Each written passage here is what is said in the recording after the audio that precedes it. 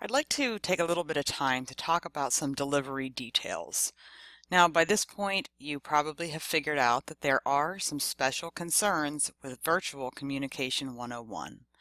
The technology issues can seem overwhelming. Everyone has different recording capabilities and environments. Let's face it, it just feels weird talking to your webcam, and you need to be organized to keep up with the course.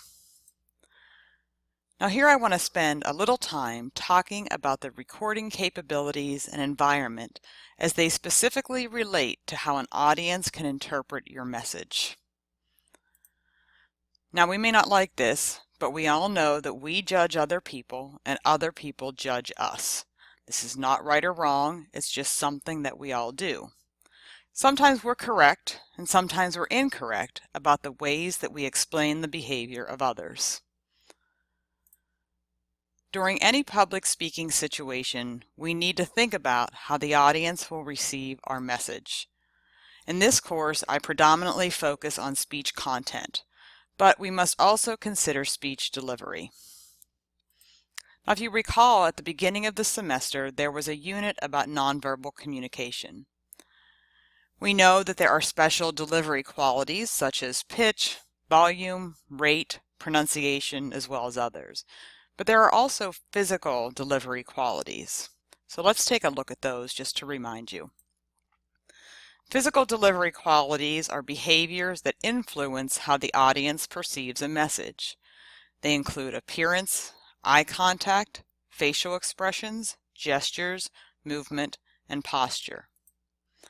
If we were in a classroom and you were standing in front of the room, we would be able to interpret some of these messages a little differently than we're able to interpret them as we're sitting and viewing speeches that were recorded at home and uploaded.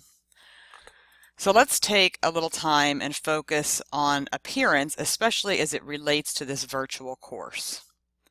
When thinking about public speaking, we do not want to do anything that will create a distraction for our audience.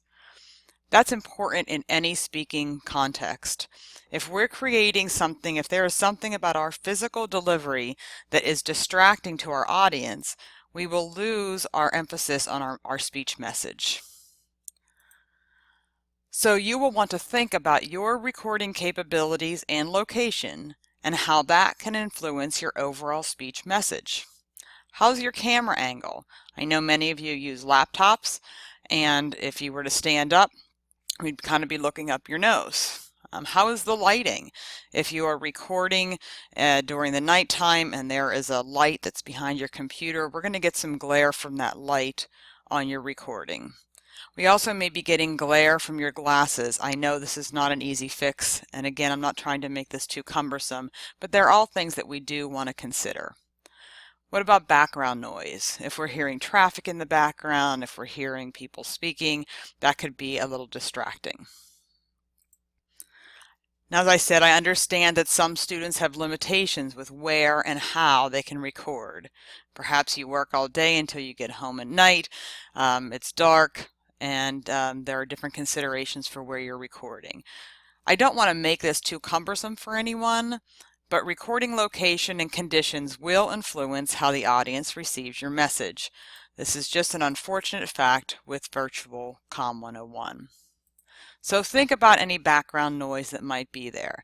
If we hear traffic or music or others talking, that's going to create a distraction for the listener.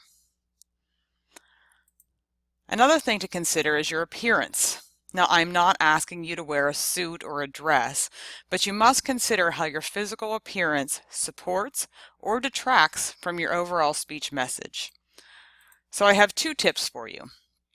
First, look at your introductory speech and critically evaluate how your appearance, perhaps even in relation to your camera angle, could influence the audience's perception of your message or detract from your message.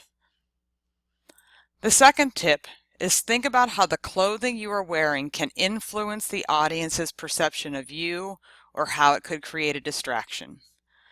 There certainly has been a lot in the news lately about the Confederate flag, and while I'm not taking a position on the issue, if you were to be wearing a Confederate flag t-shirt while you were delivering your speech, You may be influencing the perception of you in the mind of your audience in a way that you do not want to have happen. Low cut tops for the ladies.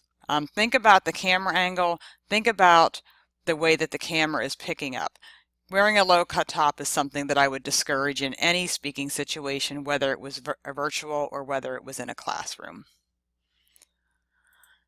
We know that public speaking is more formal speaking. We know that we make perceptions and judgments about people and that they make perceptions and judgments about us.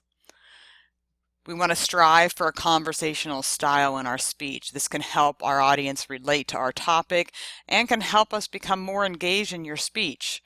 However, you're not sitting at the bar or decked out in your favorite lay on the couch all day types of clothes. You want to project an image that increases your credibility, not detract from it.